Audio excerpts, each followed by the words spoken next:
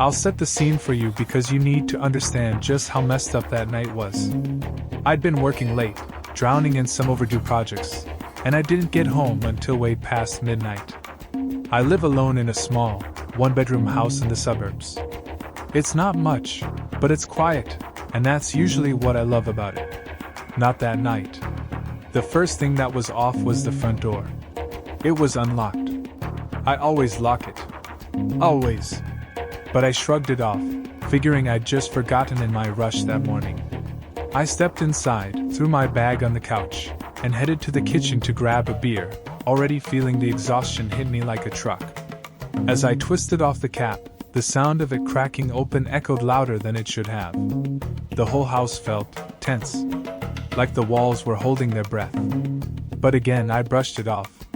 Long day, long week, just me psyching myself out. You'd think years of living alone would make you used to every creak and groan, but sometimes, the house feels different, you know? I was halfway through the beer when I heard it. A crash, loud and sharp, coming from the hallway. My heart jumped into my throat, and I almost dropped the bottle. I froze, straining to hear. For a moment, there was nothing but the sound of my own shaky breathing. Then there it was again, something dragging along the floor.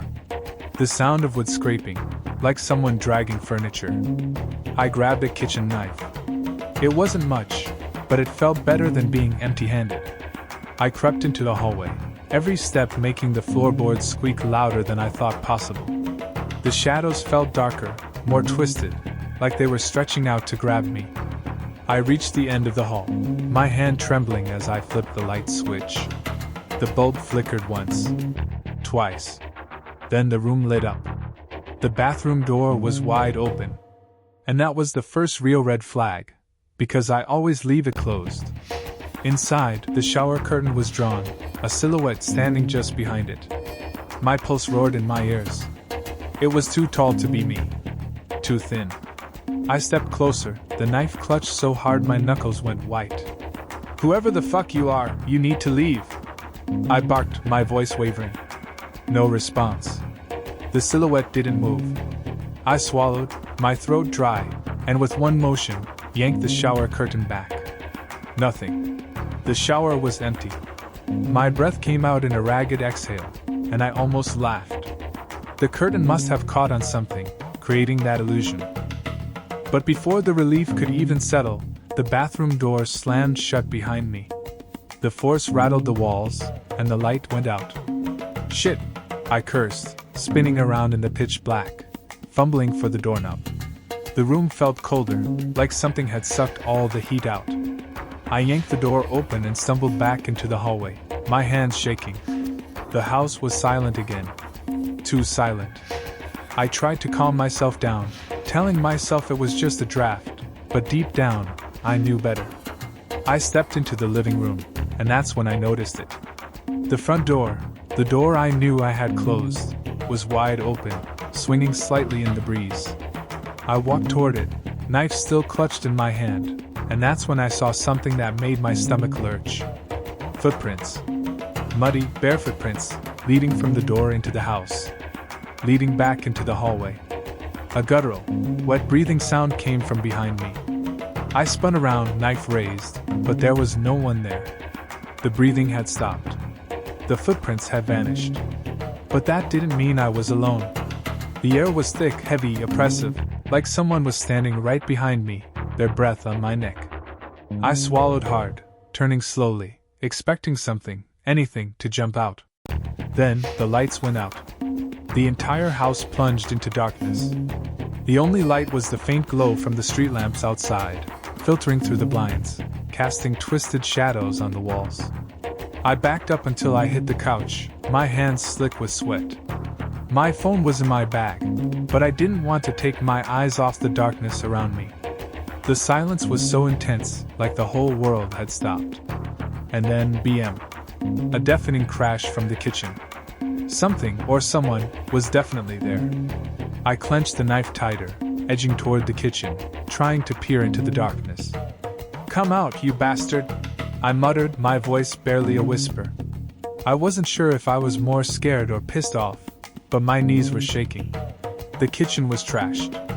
Cabinets thrown open, drawers pulled out, silverware scattered across the floor. It looked like a hurricane had ripped through it. I was about to turn around, to get the hell out of there, when I saw movement from the corner of my eye. I turned, my heart dropping into my gut. Standing in the doorway, barely visible in the shadows, was a figure. Tall, gaunt, with limbs too long, its head cocked to the side in an unnatural way. Its face, oh God, its face. The mouth was too wide, split in a grotesque grin, and the eyes were just empty pits, dripping with some thick, black ooze. It let out a low, wet laugh, a sound that sent every hair on my body standing on end. I didn't think. I lunged with the knife, but the thing moved so fast it was like a blur, vanishing into the darkness. I stumbled, nearly falling, my pulse racing so fast I thought my heart would give out. The laugh echoed through the house, coming from every direction, like it was inside the walls, whispering to me. "Get out!" it croaked, the voice twisting and mocking. "Or stay and play." I ran. Fuck it, I didn't care about being brave anymore. I sprinted to the front door, but just as I reached it, the door slammed shut in my face. Something cold and heavy grabbed my wrist, and I screamed, yanking my arm back, but the grip was like iron. I turned, tears streaming down my face, and there it was. Its mouth stretched open, impossibly wide, revealing rows of sharp, jagged teeth. The stench of rot and decay filled the air, and the thing laughed again, a guttural, bone-chilling sound. I swung the knife wildly, and this time, I felt it connect. The thing recoiled, letting out a shriek that made my ears ring. I didn't look back. I threw open the door, stumbled outside, and kept running. I didn't stop until I was halfway down the street, my lungs burning, my vision blurry with tears. The neighbors probably thought I was insane, standing there in the middle of the road, covered in sweat, clutching a kitchen knife. But I didn't care. The house loomed behind me, dark and silent, like it was mocking me. I haven't been back since. I grabbed some essentials the next day, during daylight, with 2 friends at my side. But the house, it felt empty, dead, like whatever was in there had just been waiting for me to be alone. Sometimes, even now, I swear I hear that laugh. Low, wet, echoing in the back of my mind. And I can't shake the feeling that one day, no matter where I go, it's going to come back.